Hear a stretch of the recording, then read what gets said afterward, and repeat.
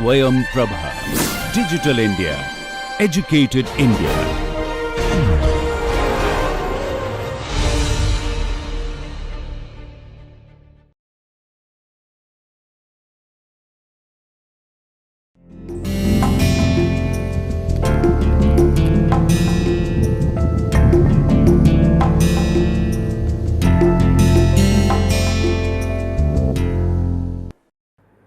प्रिय शिक्षार्थियों, मैं आपका इस विषय पाश्चात्य दर्शन के इतिहास में स्वागत करता हूं।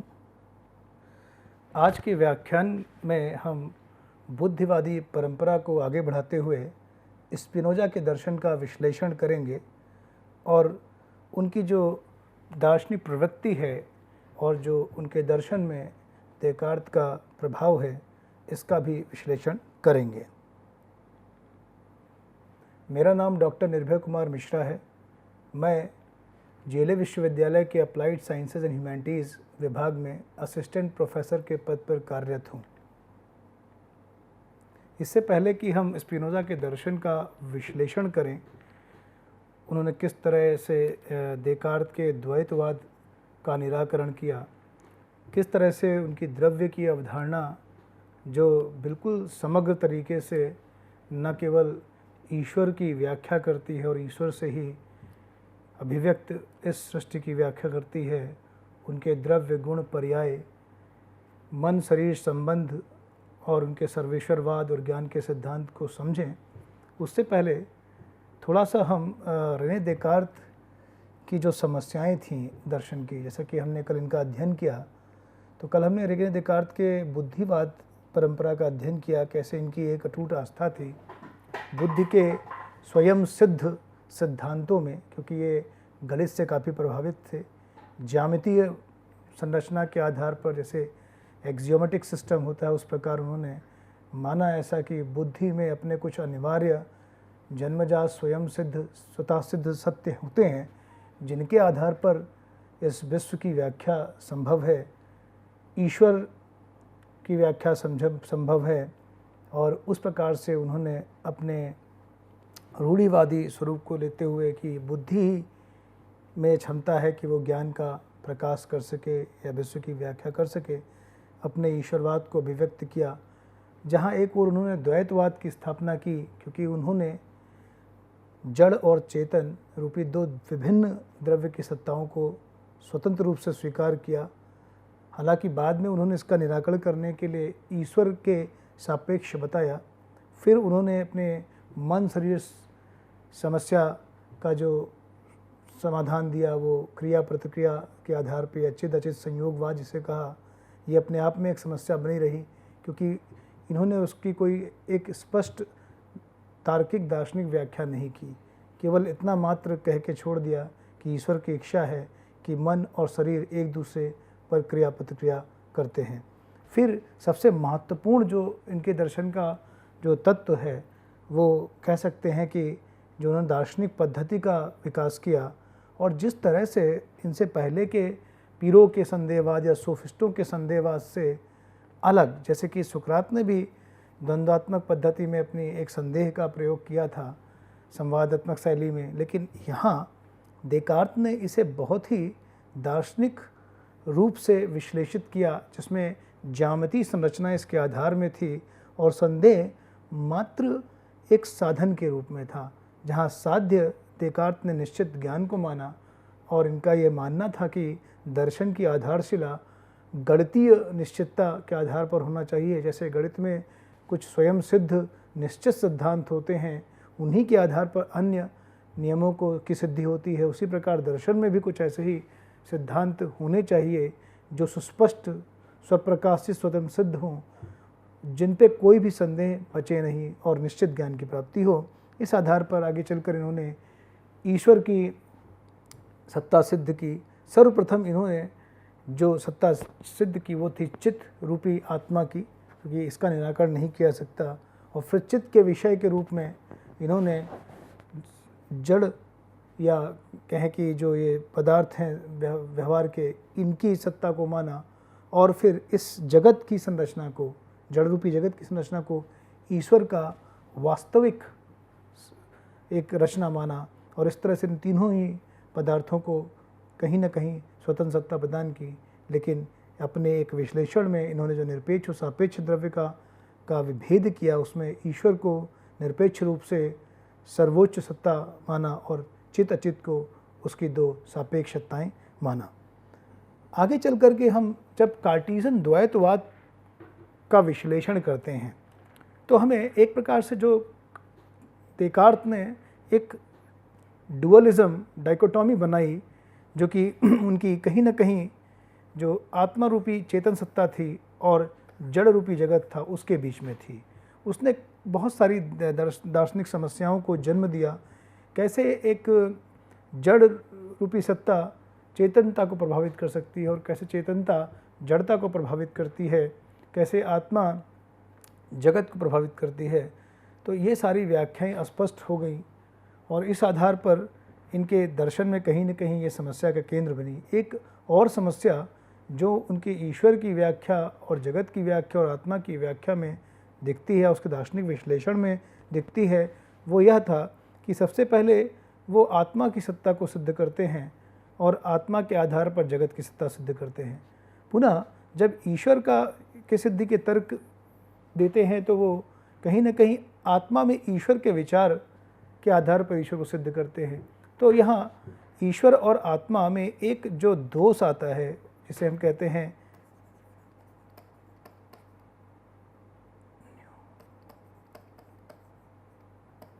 अन्योन्याश्रय दोष आता है। एक के आधार पर दूसरे के आधार पर पहले की सत्ता सिद्ध की जाती है। तो यह दोष कहीं न कहीं देकार्त के दर्शन में दिखता है। वहीं जब वो ईश्वर को जगत का निमित्त कारण मानते हैं और फिर जगत से पहले जगत में जो गति है उसको ईश्वर के आधार पर व्यक्त करते हैं और जगत को पुनः वो ईश्वर का कारण मानते हैं, जगत कार्य बन जाता है। तो यहाँ जगत और ईश्वर में भी कहीं न कहीं वही एक अन्योन्याश्रय दोष बनता दिखता है, जिसका निराकरण जैसे देकार्त ने किया था। उन्होंने कहा कि उनकी दो दृष्टियाँ हैं, एक ज्ञान मीमांसीय दृष्टि है और एक तत्व मीमांसा की दृष्टि है। ज्ञान रूप से उनका मानना है कि आत्मा का ज्ञान में पहले और ईश्वर का बाद में होता है, और तत्व रूप से निरपेक्ष रूप से ईश्वर सबसे पहले स्थित है, फिर आत्मा और आत्मा रूपी चेतन तत्व और जगत रूपी जड़ तत्व स्थित है। इस तरह की समस्याएं और समाधान हमें देकार्त दर्शन में दिखते हैं। तो कहीं ना कहीं इन दोनों तत्वों का जो व्याख्या है, इनके संबंध की जो व्याख्या है, इनकी जो तत्व मीमांसीय और ज्ञान मीमांसी व्याख्या है, उनमें कहीं न कहीं देकार्त दर्शन में कुछ समस्याएं बनती दिखती हैं।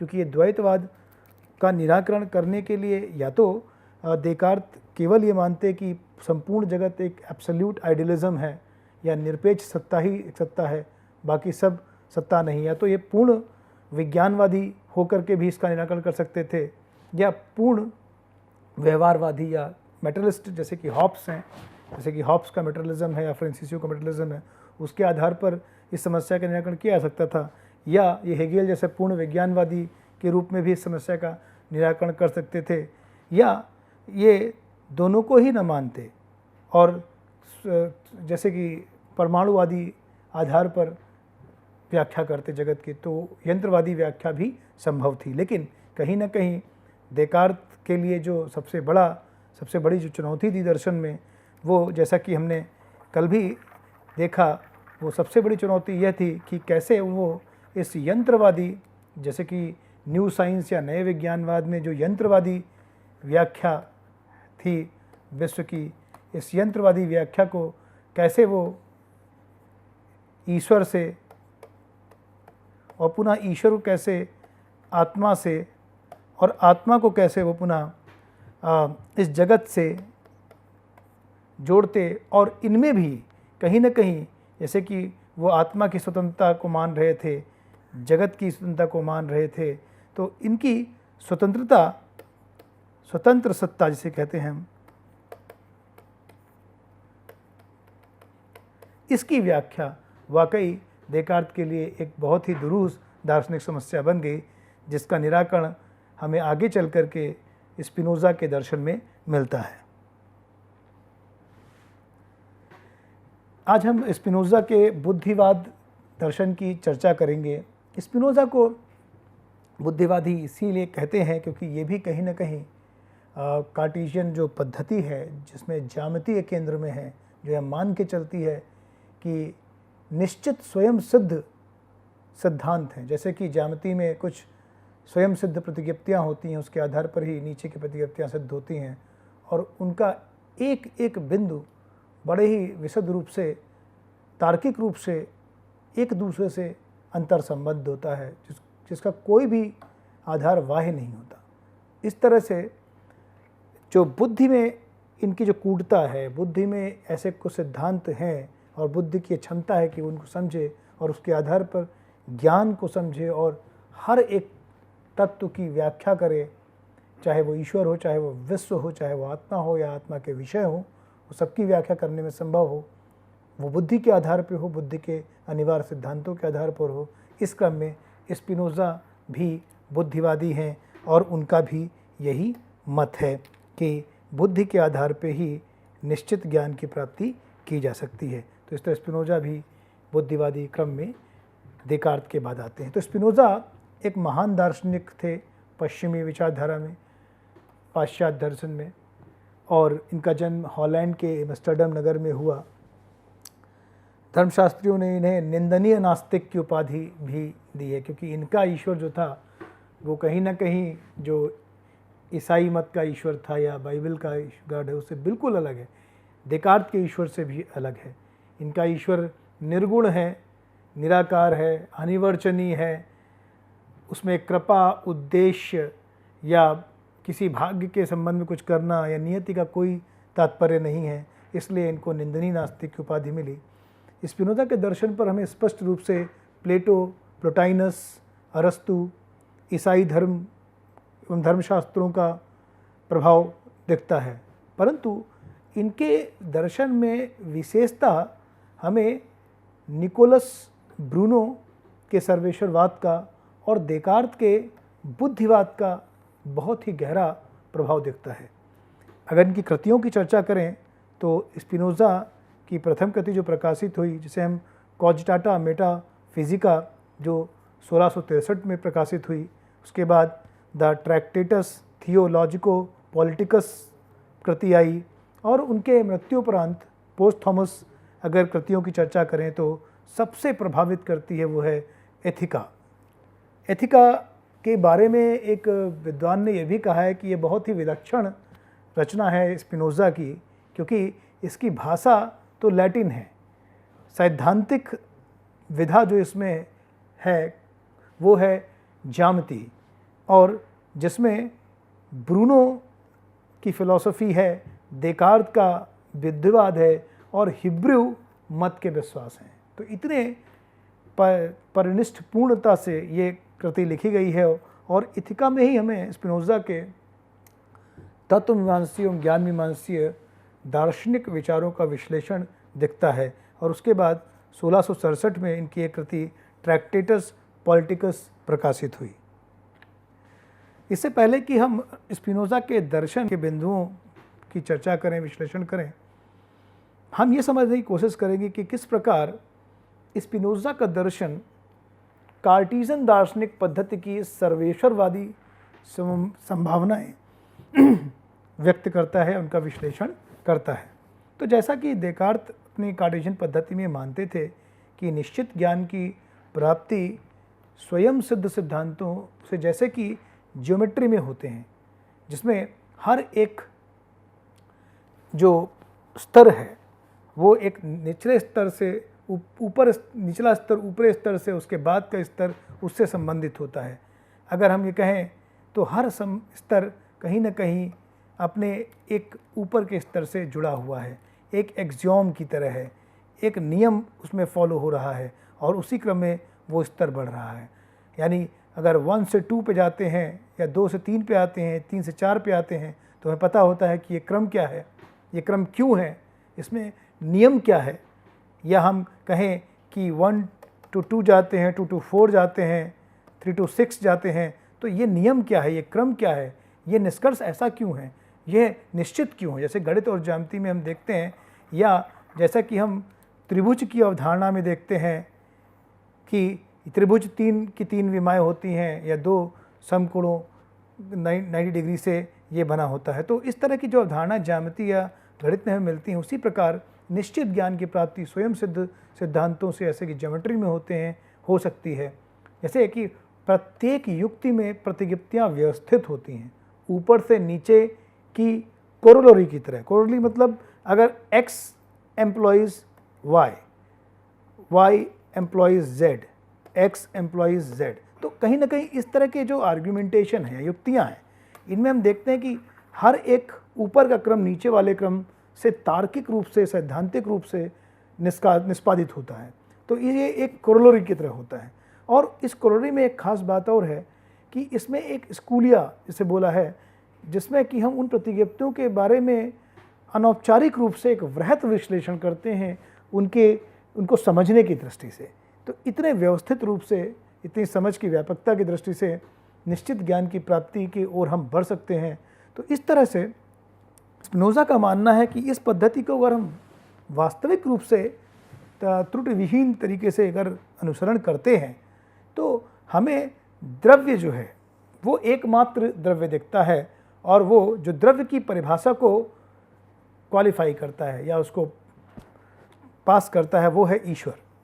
ईश्वर ही उस द्रव्य की परिभाषा पर इस तरह के सिद्धांतों के आधार पर खरा उतरता है, तर्कतः परिभाषित है, और जिसके अनंत गुण एवं अनंत पर्याय हैं, जैसा कि स्पिनोज़ा बताते हैं। अब हम अगर बात करें कि द्रव्य की तार्किक अवधारणा, अगर स्पिनोज़ा के दर्शन में देकार्त के दर्शन से, अगर हम देकार्त के दर्शन से जो स्पिनोज़ा का दर्शन है उसमें किस तरह से ईश्वर, उनके तत्व की अवधारणा, उनकी देह शरीर समस्या जो थी, जो मन शरीर समस्या थी, वो कैसे परिवर्तित हुई है, उसका दार्शनिक रूपांतरण कैसे हुआ है। तो द्रव्य की जो तार्किक अवधारणा है उसमें जड़ और चेतन समाहित नहीं होते। जो ईश्वरवाद था देकार्त का, वो स्पिनोज़ा के दर्शन में सर्वेश्वरवाद होता है। और इसी तरह द्वैतवाद की समाप्ति होती है और अद्वैतवाद की स्थापना होती है। वो भी ये कैसा अद्वैतवाद है जिसे हम कहेंगे द्रव्य रूपी अद्वैतवाद, या कह सकते हैं सब्सटेंशियल मोनिज्म। तो इसे हम सब्सटेंशियल मोनिज्म या द्रव्य रूपी अद्वैतवाद की अवधारणा भी कह सकते हैं। वहीं जो देकार्त के दर्शन में जो क्रिया प्रतिक्रियावाद है, जैसा कि देकार्त ने समझाया था, जो जड़ और चेतन है, जो कॉन्शियस एलिमेंट है, या जिसे हम कहेंगे चेतन या मन, जिसे मन कह सकते हैं, और जो शरीर है, ये दोनों एक दूसरे को प्रभावित करते हैं। मन के प्रभाव शरीर पर और शरीर के प्रभाव मन को प्रभावित करते हैं। तो इस तरह का जो क्रिया प्रतिक्रियावाद था वो कहीं ना कहीं दार्शनिक समस्या उत्पन्न कर रहा था कि ये दोनों ही स्वतंत्र द्रव्य हैं, इनकी प्रकृति स्वतंत्र है। मन की प्रकृति चेतनता है और शरीर की विस्तार है, जड़ जो है विस्तार है और जो मन है वो चेतनता है। तो ये दोनों एक दूसरे को कैसे प्रभावित कर सकते हैं, इसके लिए देकार्त ने एक पीनियल ग्लैंड की जो शरीर में होती है ये जोड़ती है इन दोनों को, ऐसी भी कल्पना की। लेकिन इस कल्पना या इस तरह की जो दार्शनिक विश्लेषण है उससे कहीं न कहीं एक दार्शनिक समस्या उत्पन्न हुई, जिसका निराकरण उनके जो अनुसरणीय दार्शनिक थे ग्यूलिंग्स और मेले ब्रांच ने बहुत खूबसूरती से किया। उन्होंने कहा ये ईश्वर की इच्छा मात्र नहीं है, ईश्वर इस जगत में निरंतर, या उसकी एक जिम्मेदारी है, रिस्पॉन्सिबिलिटी है कि वो कर्म की उत्पत्ति करता है और वही ज्ञान की उत्पत्ति करता है। तो हमारे जो कर्म हैं उनकी उत्पत्ति भी ईश्वर की इच्छा ही नहीं, उसकी एक निरंतर कार्य है, और जो हमारे अंदर का ज्ञान है वो भी ईश्वर का एक निरंतर ज्ञान है। तो इस तरह से जो इटर्निटी थी या द्रव्य की एक रूपता और द्रव्य की निरंतरता जो हमें ग्यूलिंग्स और मेले ब्रांच के दर्शन में दिखी, उसका रूपांतरण आगे चल कर के कहीं ना कहीं स्पिनोज़ा के दर्शन में समानांतरवाद, जिसे ओकेशनलिज्म कहते हैं, उसके रूप में स्पिनोज़ा ने किया। तो इस तरह से हम देखते हैं कि कार्टेशियन दार्शनिक पद्धति की जो सर्वेश्वरवादी संभावनाएं हैं स्पिनोज़ा के दर्शन में, उनमें ये सारी दार्शनिक अवधारणाएं विकसित हुई या प्रवृत्तियां विकसित हुई, जिनमें सर्वेश्वरवाद, अद्वैतवाद और समानांतरवाद प्रमुख हैं। अब हम पहले स्पिनोज़ा की दार्शनिक पद्धति का थोड़ा विश्लेषण करते हैं। स्पिनोज़ा की दार्शनिक पद्धति में जो पहला जो दार्शनिक प्रश्न है वो हम देखें तो वह है विश्व की प्रकृति की व्याख्या।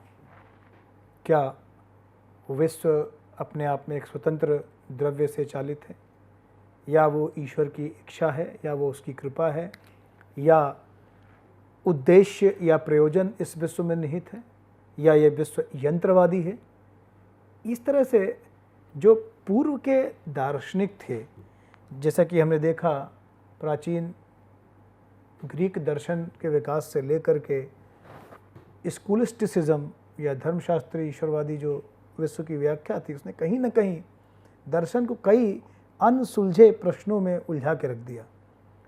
जैसे कि ये मान लें कि ये विश्व प्रतीति मात्र है या वास्तविक है, ईश्वर की इच्छा है या किसी और शिव तत्व का रूपांतरण है, या कुछ ऐसे दिव्य रहस्य हैं जिनका ज्ञान हमें केवल निर्विकल्पक हो सकता है, कारण से नहीं हो सकता, या बुद्धि तर्क से नहीं हो सकता, आस्था से ही हो सकता है। तो कहीं ना कहीं जो विश्व की व्याख्या शुरुआत से अगर देखें पाश्चात्य दर्शन के इतिहास में, वो एक बड़ा प्रश्न रही है। तो स्पिनोज़ा के लिए भी यह एक बड़ा दार्शनिक प्रश्न है कि वो विश्व की प्रकृति की व्याख्या कैसे करें। तो स्पिनोज़ा विश्व की व्याख्या की समस्या को ज्यामिति की समस्या की तरह हल करते हैं। उनके अनुसार विश्व नित्य है, कालिक नहीं। ज्यामिति संरचना की तरह ये अपने आप में अंतर्निहित है। जैसे गणित या ज्यामिति में कोई भी जो विश्लेषण है वो देश काल में नहीं होता।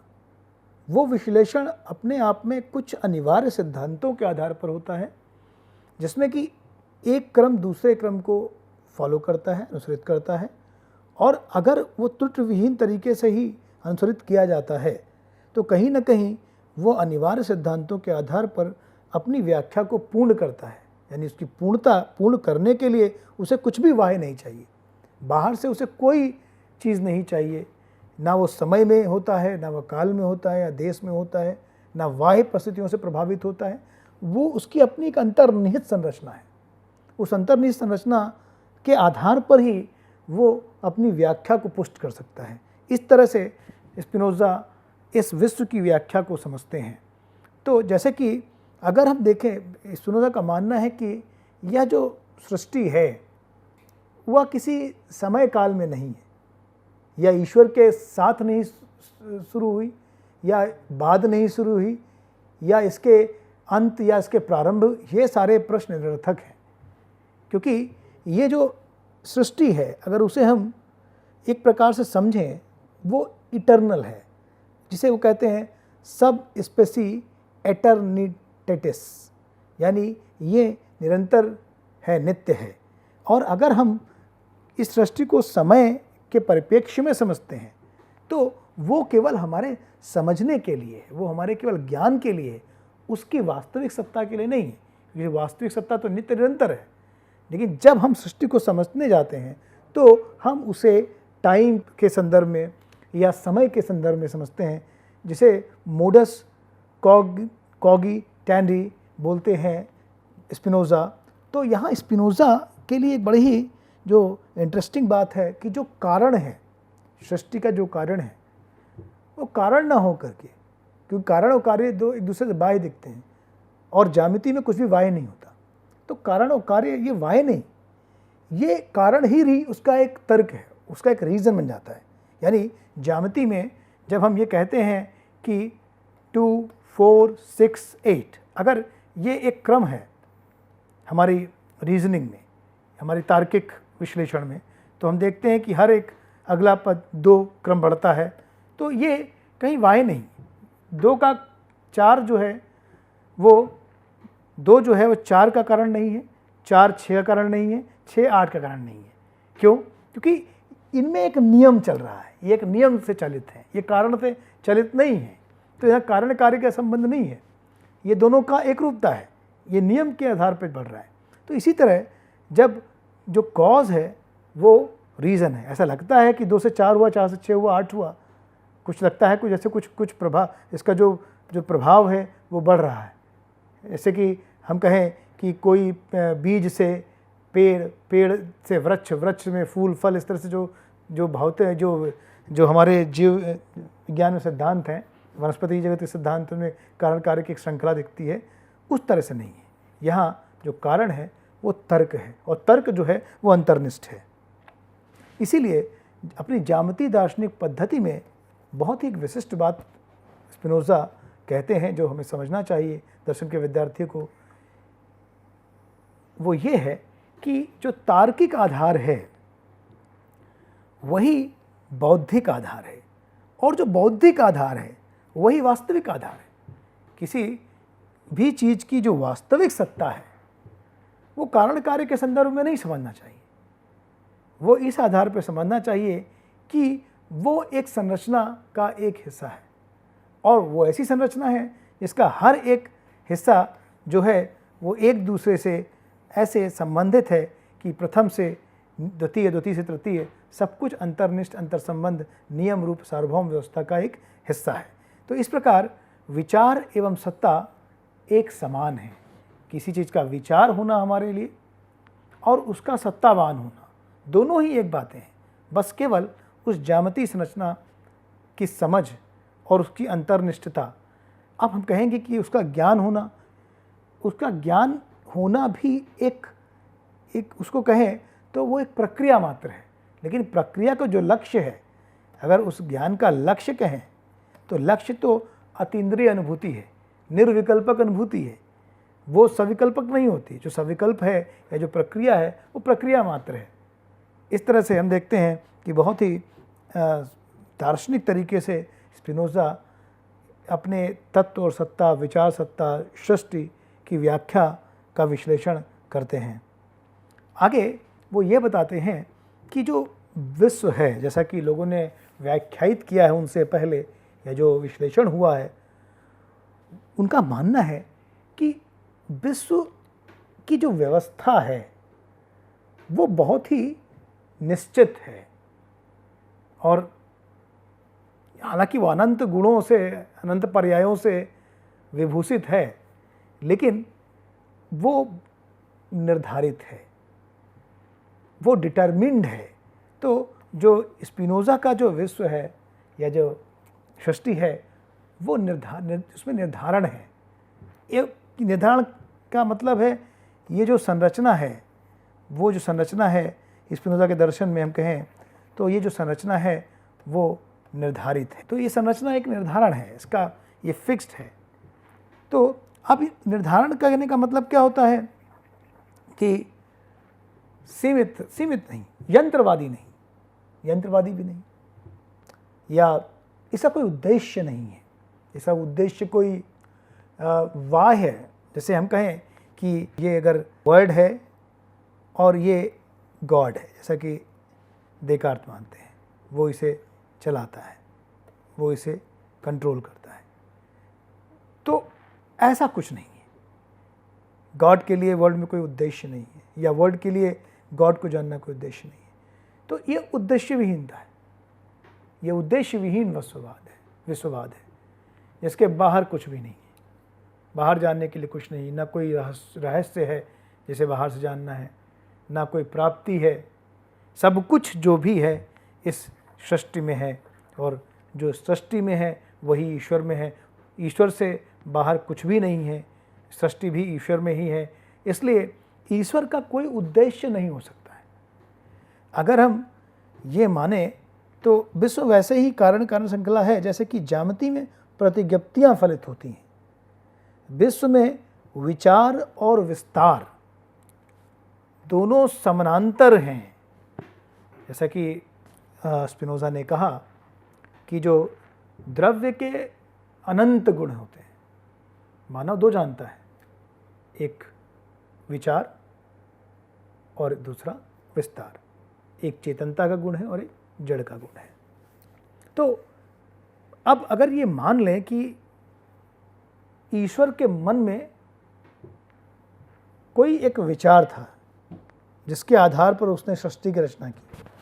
तो ये ऐसे ही कहना होगा कि कहीं ना कहीं विचार विस्तार से पहले हो जाएगा, क्योंकि जब ईश्वर के मन में विचार पहले, उसके आधार पर विस्तार हुआ, तो विचार पहले हो गया, विस्तार बाद में हुआ। लेकिन इस तरह से विचार और विस्तार दोनों समानांतर नहीं होंगे, विचार की पूर्व मान्यता होगी और विस्तार उसके बाद होगा। लेकिन ऐसा स्पिनोज़ा को कदापि मान्य नहीं है। इसलिए ईश्वर की कोई इच्छा, कोई सोच, कोई उद्देश्य, कोई विचार उसमें नहीं है, निर्गुण है, निराकार है, निर्वचनीय, अनिर्वचनीय है। जो उसको समझने का आधार सगुण है वो केवल हमारी बुद्धि का मात्र है, उसमें कोई भी गुण नहीं है। और जो ये दोनों विचार और विस्तार ईश्वर के गुण हैं वो समानांतर हैं। इसलिए ये सृष्टि एक बहुत ही निर्धारित है और उद्देश्य, इसका कोई उद्देश्य नहीं है, ना इसको हम किसी ईश्वर के कर्म, भाग्य या किसी शिव तत्व या किसी रहस्य उद्घाटन या किसी आस्था या कहें कोई कृपा, ग्रेस या कोई और जन्म जन्मांतर का सिद्धांत, ये सारे सिद्धांतों को कहीं ना कहीं स्पिनोज़ा ख़त्म कर देते हैं और वो मानते हैं कि ईश्वर की जो सृष्टि है वो ईश्वर में ही है, ईश्वर से बाहर नहीं है। और ये बहुत ही डिटरमिन्ड है, उद्देश्य विहीन है। इस तरह की विश्व की व्याख्या स्पिनोज़ा करते हैं और ये अपने आप में एक बहुत ही अलग तरीके की विश्व व्याख्या है, जिसमें हम एक मोनिज़म देखते हैं जो सब्सटेंशियल मोनिज़म है, जो द्रव्य रूपी अद्वैतवाद है। अब हम आगे इस क्रम में जो स्पिनोज़ा की जो तत्वमीमांसा है और जिसमें प्रमुखता उनकी जो द्रव्य की अवधारणा है, तो जो उनका द्रव्य है, पहली बात तो वो द्रव्य जो है वो यूनिवर्सल सब्सटेंस है, सार्वत्रिक द्रव्य है, क्योंकि जहाँ जब जो कुछ भी है वो द्रव्य है, उसके अलावा कुछ नहीं। जो उसके गुण हैं वो भी उसके अंदर हैं, जो पर्याय हैं गुण संबंधित वो भी उसी क्रम में अंदर हैं, सब कुछ क्रमानुगत है। तो जो स्पिनोज़ा का दर्शन है वो सुविकसित रूप में हमें जो इनकी तत्वमीमांसा है और जो ज्ञान मीमांसा है उनकी कृति इथिका में मिलती है, जिसमें वो इस द्रव्य की अवधारणा का चर्चा करते हैं। तो कहीं ना कहीं जैसे मैं देखा कि स्पिनोज़ा ने कार्टेशियन जो पद्धति थी का द्रव्य था, उसमें कुछ जो त्रुटियां थीं उनका निराकरण कर दिया और ये भी दिखाया कि जिस तरह की दार्शनिक पद्धति जिसके केंद्र में ज्यामिति है, देकार्त लेकर चलते हैं, उसका निष्कर्ष यह है कि द्रव्य जो है वो एक ही है, वो अलग अलग द्रव्य की कल्पना नहीं की जा सकती कि ईश्वर भी द्रव्य हो, जड़ भी द्रव्य हो और चेतन भी द्रव्य हो, ऐसा वो नहीं मानते। तो इसी इथिका में उन्होंने जहाँ द्रव्य की अवधारणा की चर्चा की है, वहाँ उन्होंने चेतन मन में कैसे की उत्पत्ति कैसे होती है या उसकी प्रकृति क्या होती है, उसी प्रकार उन्होंने संवेदनाओं की उत्पत्ति एवं प्रकृति का भी अध्ययन किया है और फिर मानव की स्वतंत्रता एवं उसकी जो पावर ऑफ इंटेलेक्ट है, जो बुद्धि की शक्ति है, उसका भी विश्लेषण किया है। लेकिन अपने दर्शन का विश्लेषण स्पिनोज़ा द्रव्य की अवधारणा से प्रारंभ करते हैं। तो स्पिनोज़ा ने द्रव्य के विश्लेषण से ही अपने दर्शन का प्रारंभ किया और द्रव्य की अवधारणा उन्होंने द्रव्य की परिभाषा वही मानी जैसा कि देकार्त दर्शन में था, लेकिन उस परिभाषा के आधार पर जो तत्वमीमांसी सत्ता की स्थापना की, उसमें द्रव्य रूपी ईश्वर के अलावा किसी की भी सत्ता उस प्रकार स्थापित नहीं हो सकती। तो स्पिनोज़ा कहते हैं कि द्रव्य स्वयं अस्तित्ववान है। अगर उसके अस्तित्व के लिए भी किसी अन्य द्रव्य की अस्तित्व की कल्पना की जाए तो फिर ये एक अनवस्था दोष पैदा होगा। यानी द्रव्य ही सभी अस्तित्व एवं सत्ताओं का आधार है। द्रव्य अपनी सत्ता के लिए और उस सत्ता के ज्ञान के लिए भी किसी पर भी आश्रित नहीं है। अगर ज्ञान की भी इंडिपेंडेंस देखें तो फिर द्रव्य जो होगा वो निरपेक्ष नहीं हो सकता, स्वतंत्र नहीं हो सकता। तो द्रव्य की जो निरपेक्षता है, जो द्रव्य की स्वतंत्रता है, उसमें ये निहित है। जैसे कहें कि ये अंतर्निष्ठ है, लॉजिकली इनबिल्ट है कि वो अपनी सत्ता और अपने ज्ञान के लिए स्वयं भू हो, स्वयं कारण हो। तो द्रव्य जो है वो अपने लिए निरपेक्ष है, उसके सापेक्ष सब कुछ है। हर एक की सत्ता की अवधारणा द्रव्य के सापेक्ष ही समझी जा सकती है। अन्य सभी सत्ता के लिए निरपेक्ष व अनिवार्य अंतर्निहित सिद्धांत है। द्रव्य की अवधारणा के आधार पर ही, उसके सत्ता के स्वरूप के आधार पर ही हम अन्य जगत की सत्ताओं का अध्ययन कर सकते हैं, विश्लेषण कर सकते हैं, उनकी प्रकृति को समझ सकते हैं। जैसा कि स्पिनोजा ने बाद में कहा भी है कि जो जगत की पदार्थिक वस्तुएं हैं जो सीमित हैं, जो हैं या नहीं हैं, जो अनिवार्य नहीं है, आज हम हैं या नहीं हैं कल, तो ये अनिवार्य नहीं है। तो ये सीमित सत्ता जो पर्याय है वो जो अनंत गुण हैं, विस्तार और विचार के सीमित पर्याय हैं। तो कहीं ना कहीं द्रव्य के सापेक्ष में ही हम सीमितता को समझते हैं, क्योंकि द्रव्य अनंत है, असीमित है। उसी अनंत के संदर्भ में ही हम शांत को और सीमित चीज़ों को समझ पाते हैं।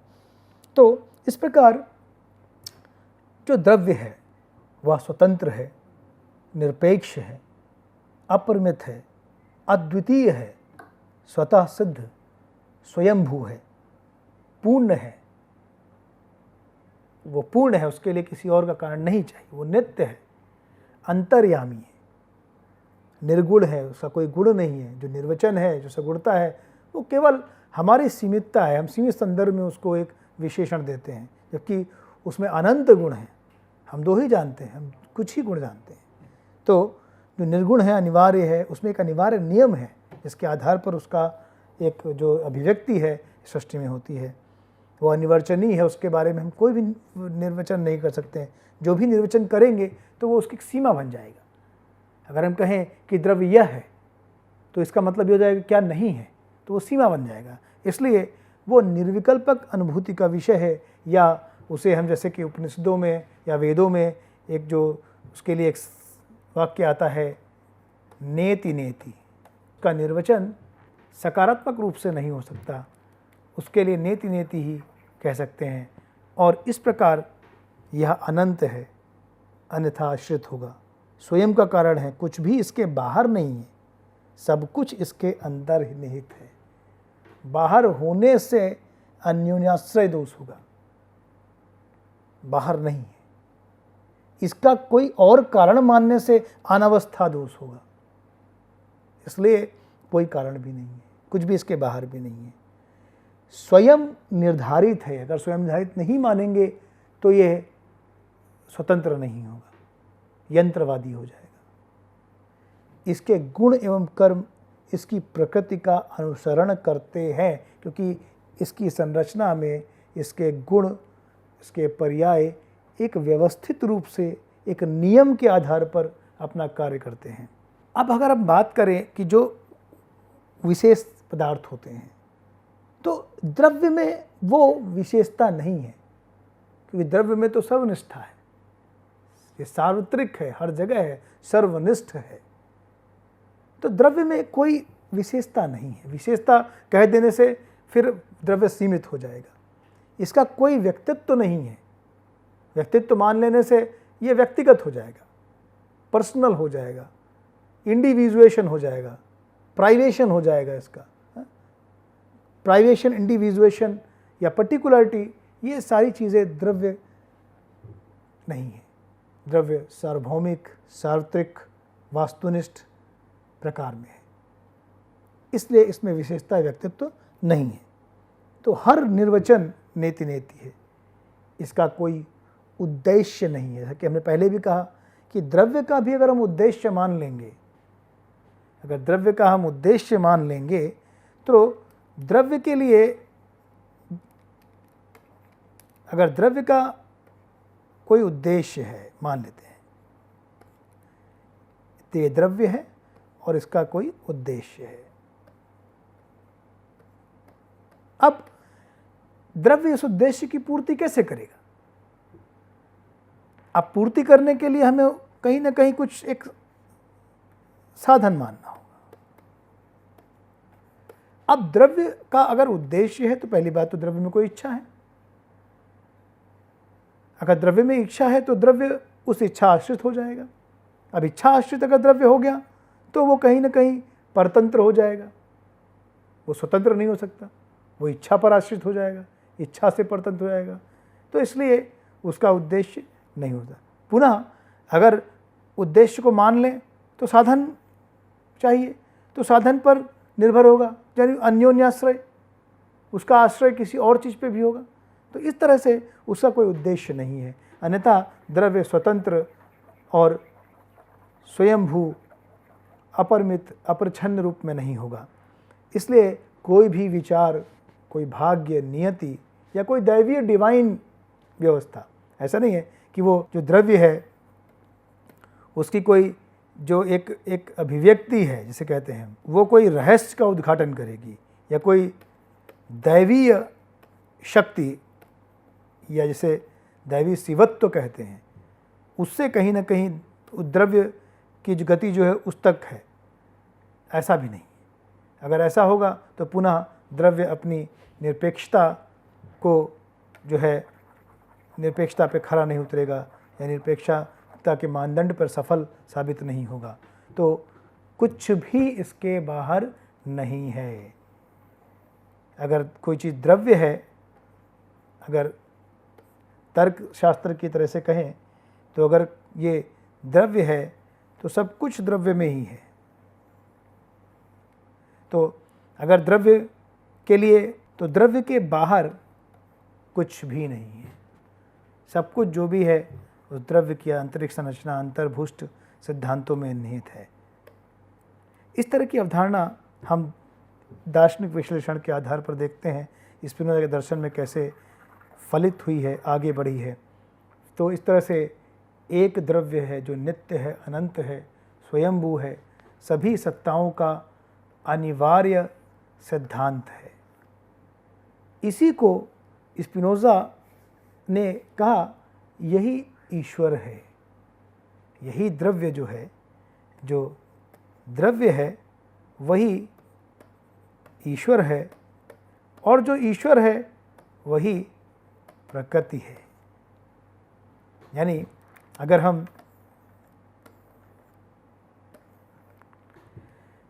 माने कि ये जो सब्सटेंस है और ये जो नेचर है और ये जो गॉड है, विभिन्न दर्शनों में हमने देखा कि नेचर सब्सटेंस नहीं है ना, या सब्सटेंस नेचर नहीं है, या सब्सटेंस गॉड नहीं है, या गॉड सब्सटेंस नहीं है, या कहें कि जो नेचर है वो गॉड नहीं है और जो गॉड है वो नेचर नहीं है। अगर वेन डायग्राम में हम इस तरह से इसको रखें तो ये अन्य दर्शन है। यहाँ पे हमें ग्रीक दर्शन, धर्मशास्त्री दर्शन या नेचुरल थियोलॉजी, प्राकृतिक ईश्वर विज्ञान या ईश्वर विज्ञान, तमाम तरह के दर्शनों को हम इस क्रम में, इस वेन डायग्राम में रख सकते हैं, समझ सकते हैं। लेकिन अगर हम स्पिनोजा के दर्शन की बात करें तो स्पिनोजा का दर्शन को हम इस तरह से हाईलाइट कर सकते हैं, वो इन सभी दार्शनिक विकासों में अगर हम कहें तो ये जो हिस्सा है इसे हम शेड कर रहे हैं, तो ये जो हिस्सा है जिसमें तीनों हैं, यानी ईश्वर जो स्पिनोजा का दर्शन है, तो इसको हम कहेंगे स्पिनोजा का दर्शन।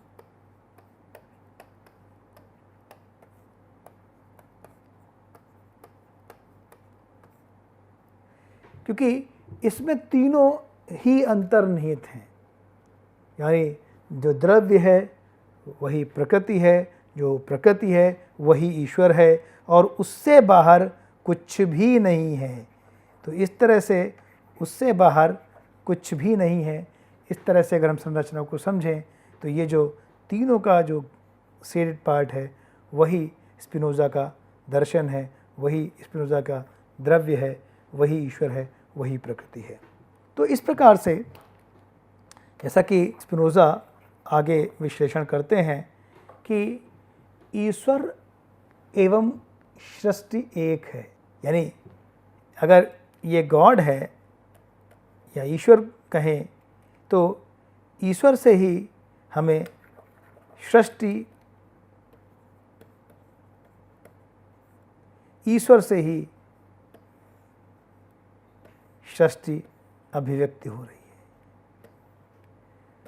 और ये जो सृष्टि है, जो उसके अनंत गुण धर्म पर्याय भी ईश्वर के बाहर नहीं है, वो ईश्वर से ही प्रस्फुटित होकर के विकसित है, या कहें उसमें कोई परिवर्तन विकास या उसकी संभावना भी नहीं। ये भी अगर शब्द का इस्तेमाल करें तो तार्किक रूप से स्पिनोज़ा के दर्शन में गलत होगा। ये सब निर्धारित है, ये सब पूर्णतः पहले से ही निर्धारित है। ये जो विकास परिवर्तन जो भी हमें विश्व में दिखता है, सृष्टि में दिखता है, वो केवल हमारे सीमित अनुभव का मात्र परिणाम है, जबकि वो विकास पूर्णतः इसमें निर्धारण है इसका। ठीक है, तो इस तरह से हम आगे जब अध्ययन करते हैं इसमें दर्शन में तो कहते हैं ईश्वर एवं सृष्टि एक है, कार्य कारण एक है, उसके बाहर कुछ भी स्थित नहीं, वह सत्ता का अनिवार्य सिद्धांत है। वास्तविकता में क्रियात्मक रूप से उसे जो स्पिनोज़ा है, पहले तो हम ये समझें कि कार्य कारण एक है। अब यहाँ पे भी एक अवधारणा दिखती है कि क्या स्पिनोज़ा के दर्शन में या उनकी सृष्टि और ईश्वर की व्याख्या में वैसा ही कार्य कारण संबंध है जैसा कि वास्तविक रूप से में दिखता है ना। जैसे कि सत्य कार्य है कि जो कार्य है, जो हम मानते हैं कि जो एक कारण है और एक कार्य है, तो जो कारण से कार्य की जो परिणति है वो सत्य है, तो सत्य कार्यवाद हुआ।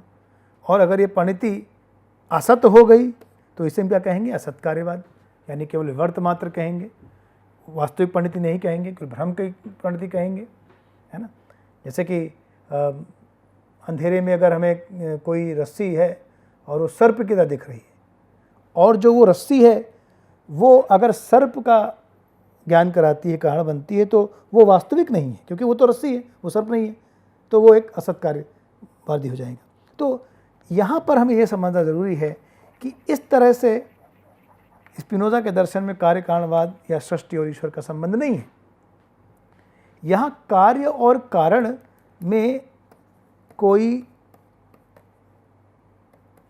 भौतिक, देशिक, कालिक परिवर्तन संबंध नहीं है कि वो भौतिक रूप से घटित होगा, किसी समय में घटित होगा, किसी स्पेस में घटित होगा, ऐसा नहीं है। यहाँ कार्य और कारण दोनों का तादात्म्य है, दोनों एक ही हैं। अभिव्यक्ति मात्र की दृष्टि से हम कह सकते हैं कि ईश्वर कार्य, सृष्टि कार्य और ईश्वर कारण है, लेकिन वास्तविक रूप से स्पिनोज़ा के दर्शन में जो अंतर्निहित सिद्धांत है वो ऐसा नहीं है। उनमें तादात्म्य का संबंध है, वो एक दूसरे से आइडेंटिकल हैं, सब्सटेंशियली आइडेंटिकल हैं।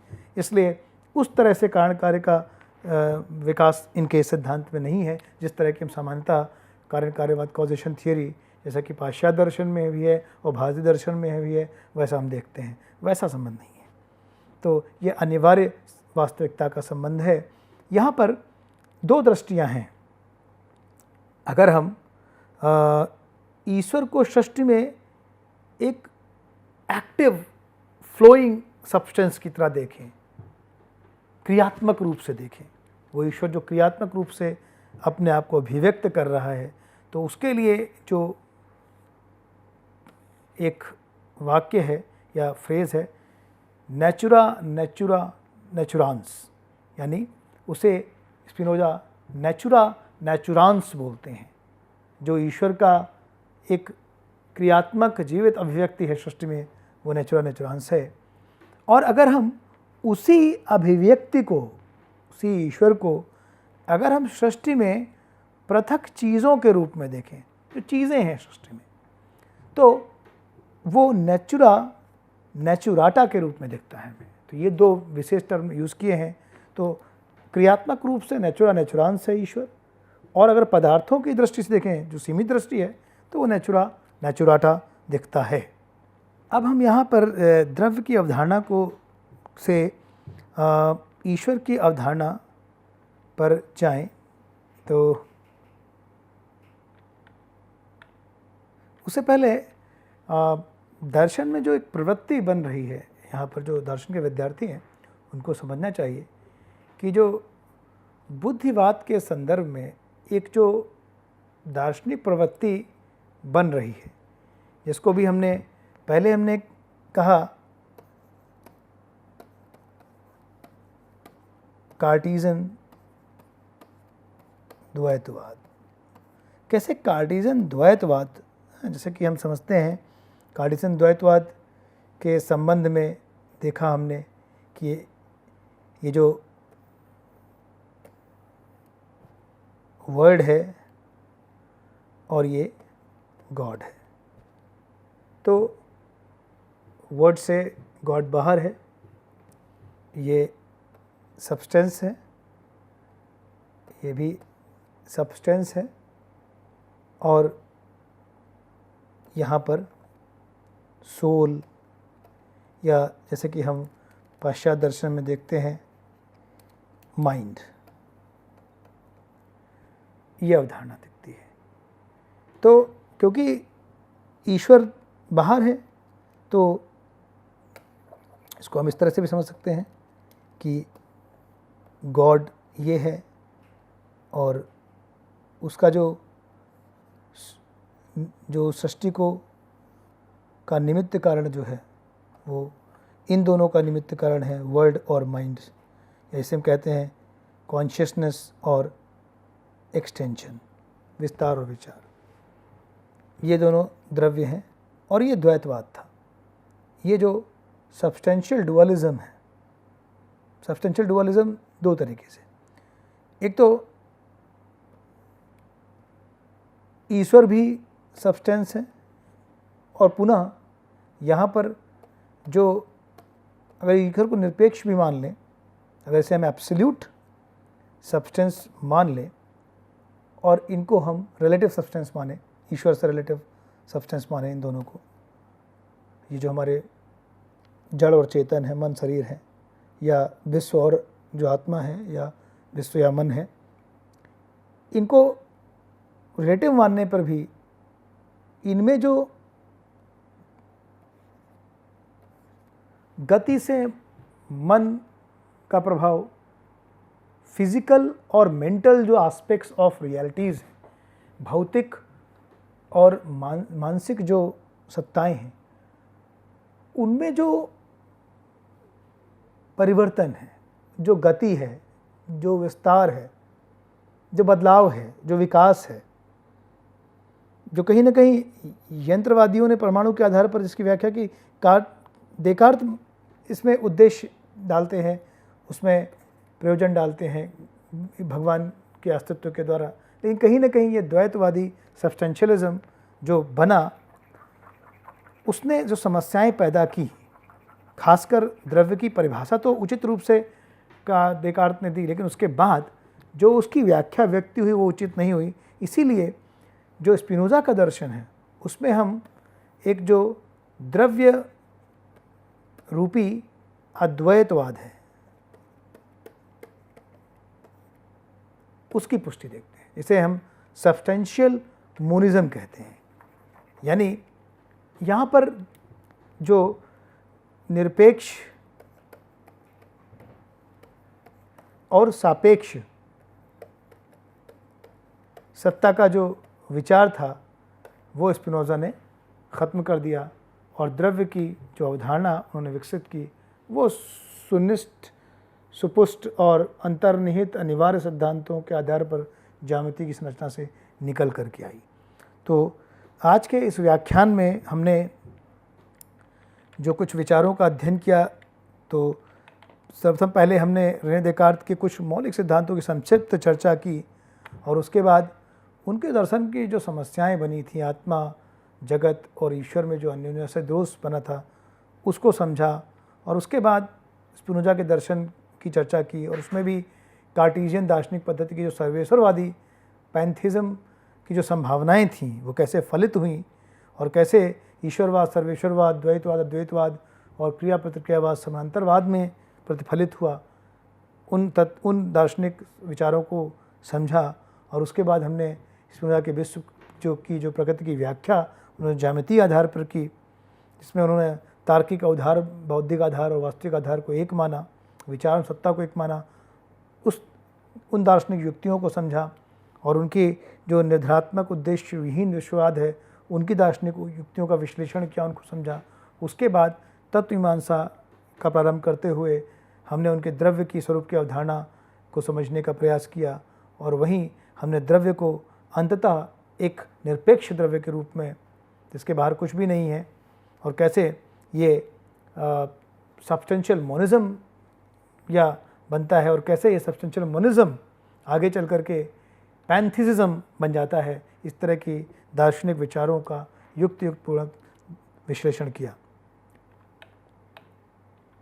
आगे के क्रम में हम ईश्वर की अवधारणा को समझेंगे और स्पिनोजा के दर्शन में गुण एवं धर्म की अवधारणा को समझेंगे, फिर उनके पर्याय की अवधारणा को समझेंगे, द्रव्य एवं पर्याय के का जो अंतर किया है, भेद है, उसको समझेंगे, फिर हम मन शरीर समस्या जो है उसको समझेंगे और फिर ज्ञान के जो 3 स्तर स्पिनोजा ने बताए हैं उनका विश्लेषण करेंगे और अंततः हम स्पिनोजा के सर्वेश्वरवाद का दार्शनिक विश्लेषण करेंगे। ये कुछ कृतियाँ हैं जिनका अध्ययन मैंने इस व्याख्यान को बनाने के लिए किया है। धन्यवाद।